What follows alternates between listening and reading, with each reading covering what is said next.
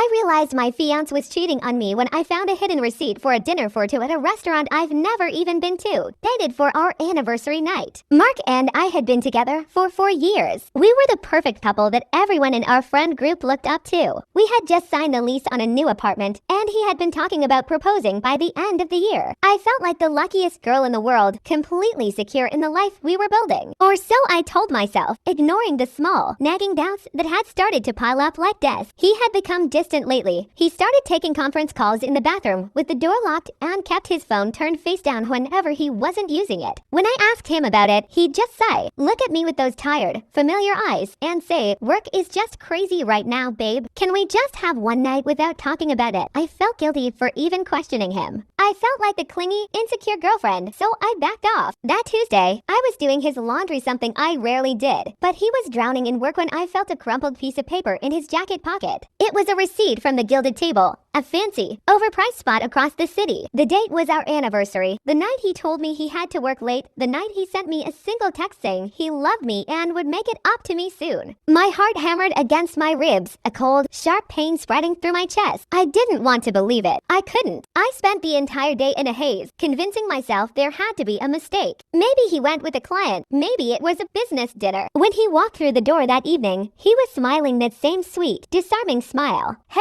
gorgeous, why are you staring at me like that? I didn't say a word. I just placed the receipt on the kitchen counter. The silence that filled the room was deafening. He looked at the paper, then back at me, his smile slowly fading into a mask of pure, unadulterated fear. Where did you find that? I don't care where I found it, I said, my voice trembling but firm. I care who you were with. He didn't even try to lie. He just slumped against the counter, his hands shaking as he covered his face. It was just one night, I swear. She's just someone from the office. It doesn't mean anything. I stared at him, and for the first time, I saw the coward behind the man I thought I loved. I didn't scream. I didn't cry. I just realized that the perfect life I was living was a cage built by a stranger. I walked out of that apartment, leaving my keys on the counter, knowing I was never coming back. The worst part of being betrayed isn't the lie itself. It's the realization that you were in love with a version of someone that never actually existed.